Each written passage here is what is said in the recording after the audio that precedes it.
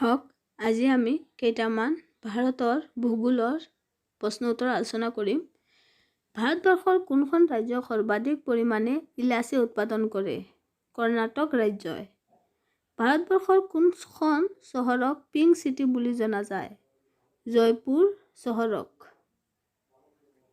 ভাৰতক প্ৰাক সীমান্ত অৱস্থিত বিশ্বৰ দীৰ্ঘতম তুষাৰ নদীখনৰ নাম কি?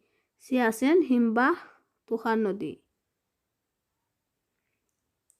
ভাৰতৰ উপমহাদেশ মাটিকালি হিচাপত কিমান ঠাই আগুৰি আছে? 32,87,263 বৰ্গ কিলোমিটাৰ প্ৰায়। ভাৰতবৰ্ষৰ সমুদ্ৰ তট ৰেখাৰ মুঠ দৈৰ্ঘ্য কিমান?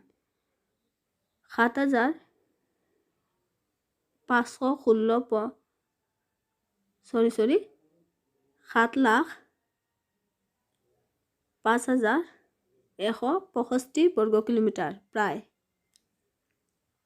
ভাৰতৰ চেন্নাইত অৱস্থিত দীৰ্ঘতম সমুদ্ৰতীৰ বীচটোৰ নাম কি? মেৰিনা বীচ। ভাৰতবৰ্ষৰ বৃহত্তম লুণীয়া পানীৰ হ্ৰদটোৰ নাম কি? উত্তৰটো হ'ল চিল্কা হ্ৰদ। ভাৰতবৰ্ষৰ মাজেৰে প্ৰায় হৈ যোৱা অক্ষৰেখাডালৰ নাম কি? কৰ্কটক্ৰান্তি ৰেখা। ভাৰতৰ ভূ-ভাগত থকা আগ্নেয়গিৰি বিশিষ্ট দ্বীপ দুটাৰ নাম কি? উত্তৰটো হ'ল নাৰকুণ্ডম আৰু বেৰেন। ভাৰতবৰ্ষৰ বৃহত্তম লুণীয়া পানীৰ হ্ৰদটোৰ নাম কি? উত্তৰটো হ'ল চিল্কা হ্ৰদ। ভাৰতবৰ্ষৰ মাজেৰে পাৰ হৈ যোৱা অক্ষৰেখাডালৰ নাম কি? উত্তৰটো হ'ল কৰ্কটক্ৰান্তি ৰেখা। ভাৰতৰ ভূ-ভাগত থকা আগ্নেয়গিৰি বিশিষ্ট দ্বীপ দুটাৰ নাম কি? নাৰকুণ্ডম আৰু বেৰেন। আন্দামান দ্বীপপুঞ্জৰ নিকটতম বিদেশী ৰাষ্ট্ৰখনৰ নাম কি? উত্তৰটো হ'ল ম্যানমাৰ।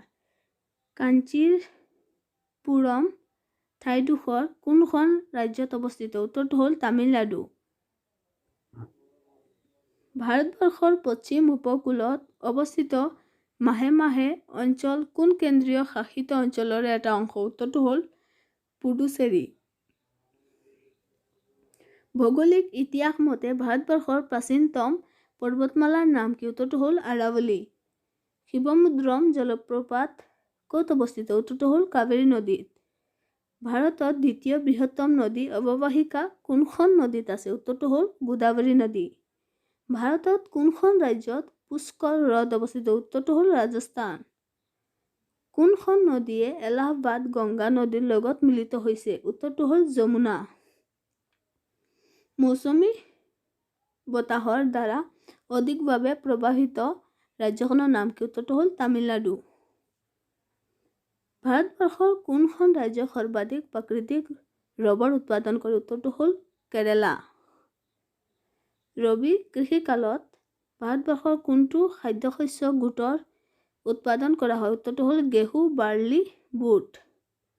ভাৰতবৰ্ষৰ সৰ্বাধিক কুঁহিয়াৰ উৎপাদন কৰা ৰাজ্য কোনখন? উত্তৰটো হ'ল উত্তৰ প্ৰদেশ। ভাৰতবৰ্ষৰ প্ৰধানকৈ কোন কোন ৰাজ্যত কপাহ উৎপাদন কৰা হয়? উত্তৰটো হ'ল মহাৰাষ্ট্ৰ আৰু গুজৰাটত।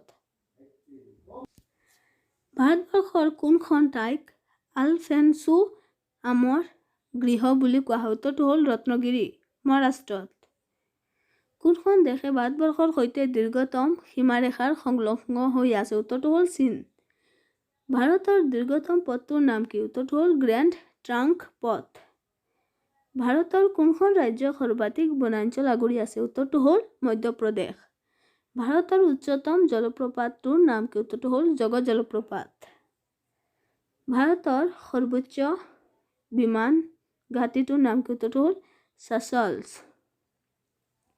বিশ্বৰ ভিতৰতে সৰ্বাধিক বৃষ্টিপাত হোৱা ভাৰতৰ ঠাইখন কি? উত্তৰটো হ'ল মৌচিনৰাম।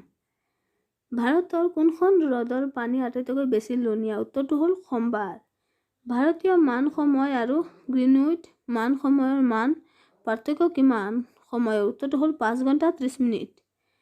ভাৰতৰ আৰু লংকাক বিভাজিত কৰা প্ৰণালীটোৰ নাম কি? উত্তৰটো হ'ল পক প্ৰণালী। ভাকৰা নংগল বান্ধটো কোনটো নদীত অৱস্থিত? উত্তৰটো হ'ল সুটলেজ। ভাৰতত কোনখন নদী বংগৰ দুখ বুলি জনা যায়? উত্তৰটো হ'ল দামোদৰ নদী। ভাৰতৰ কোনখন ঠাইক ভাৰতবৰ্ষৰ হৃদপিণ্ড বুলি কোৱা হয়? উত্তৰটো হ'ল যোধপুৰ।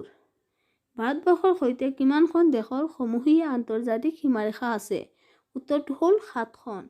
প্ৰাক ঐতিহাসিক যুগৰ পুৰণি ভাৰত কোনখন ছুপাৰ মহাদেশৰ অংশ আছিল? উত্তৰটো হ'ল গণ্ডৱানা নামডেল। ভাৰতবৰ্ষৰ বৃহৎ উপদ্বীপটোৰ নাম কি? উত্তৰটো হ'ল সুন্দৰবন।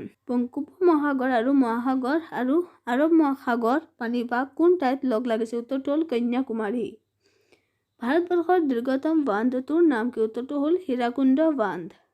ভাৰতবৰ্ষৰ সৰ্বোচ্চ বান্ধটোৰ নাম কি? উত্তৰটো হ'ল ভাক্ৰা নাংগল বান্ধ।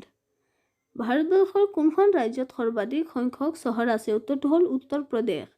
ভাৰতৰ ক্ষুদ্ৰতম কেন্দ্ৰীয় শাসিত অঞ্চলটোৰ নাম কি? উত্তৰটো হ'ল লক্ষদ্বীপ, 32 কিলোমিটাৰ। মাটিকালিৰ ভিতৰত ভাৰতবৰ্ষৰ সৰ্ববৃহৎ ৰাজ্যখনৰ নাম কি? উত্তৰটো হ'ল ৰাজস্থান। বাংলাদেশ আৰু ম্যানমাৰ উভয়ে ভূমি সীমাৰ লগত ভাৰতৰ কোনখন একমাত্ৰ ৰাজ্য সংলগ্ন হৈ আছে? উত্তৰটো হ'ল মিজোৰাম। ভাৰতবৰ্ষৰ কোনখন ৰাজ্যত বৃহত্তম সমুদ্ৰ ক্ষেত্ৰ অৱস্থিত? উত্তৰটো হ'ল গুজৰাট। জৱাহৰলাল নেহৰু ভাৰতত কোনখন চহৰক ভাৰত অক্সফৰ্ড আৰু কেম্ব্ৰিজ বুলি আখ্যা দিছে? উত্তৰটো হ'ল পুনে। ভাৰতৰ ক'ত একমাত্ৰ সক্ৰিয় আগ্নেয়গিৰিটো অৱস্থিত? উত্তৰটো হ'ল ৰেভেন দ্বীপত। ভাৰতবৰ্ষৰ বৃহত্তম মানৱসৃষ্ট হ্ৰদ কোনটো? উত্তৰটো হ'ল গোবিন্দ সাগৰ হ্ৰদ। ভাৰতবৰ্ষৰ দীৰ্ঘতম নলা কেনেলটোৰ নাম কি? উত্তৰটো হ'ল ৰাজস্থান কেনেল বা ইন্দিৰা গান্ধী কেনেল।